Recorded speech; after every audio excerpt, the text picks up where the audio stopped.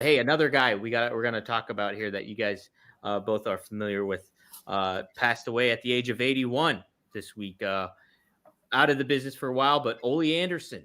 Uh, Very polarizing figure, as I've heard backstage in some regards. People know him as a curmudgeon, but what a legacy that he ended up leaving. And, just me doing the little research that I was doing beforehand, it blew my mind because I thought he was like an actual Anderson. I thought him, Gene, they were both actual. And here, he was Rock Rogarski originally starting off with AWA. And I'm like, what? So Arn wasn't not the only non-Anderson that was an Anderson, and it was Ole. So, Greg, let's start with you. Obviously, being from Minnesota, what's your initial memories and thoughts about Ole Anderson? Ole? Well, he was trained by my father. Yeah. Mm-hmm. In fact, Vern trained Gene, Ole, and Lars Anderson. Wow.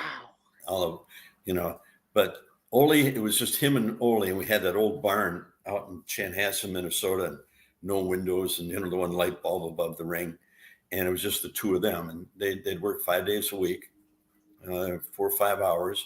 And then Ole, my dad would bring him over to the house, and my mom would always cook dinner. And he was quite a guy. He liked to drink milk. Oh, really? He liked to have milk.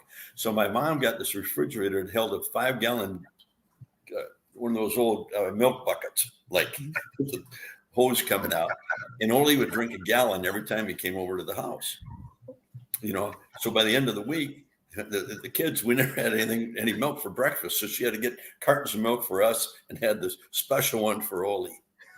From day one, though, and my dad was having trouble with them. And Ole and I guess he's 81, I'm 70, we're about 6 years apart.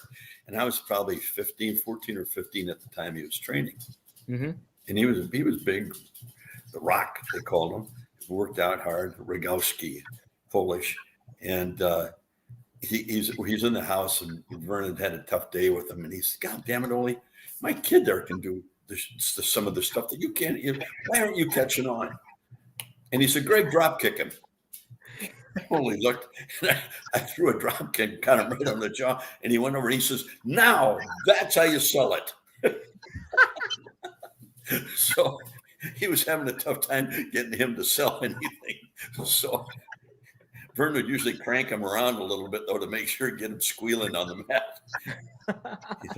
But Ole and him became really close friends, and he wanted to get into the promotion part of it, the booking part, and all that. And Vern kind of brought him along with that, and then he eventually sent him down to Jim Barnett. Mm-hmm. And Ole eventually, or maybe he went to Crockett first, I'm not sure, but then he went to Barnett. Vern got him a booking job down there, and he booked for quite a while.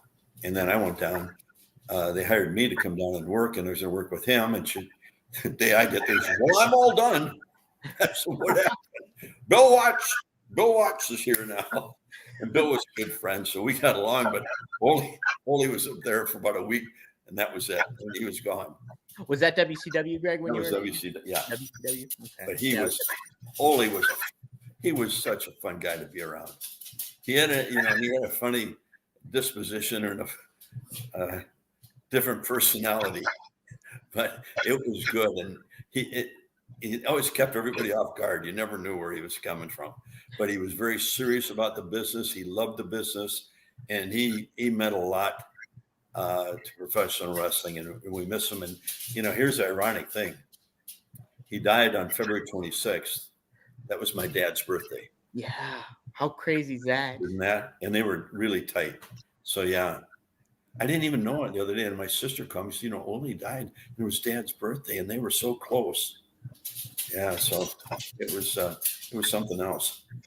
Man. We'll miss him. He was a tremendous talent. And I'm sure TA must have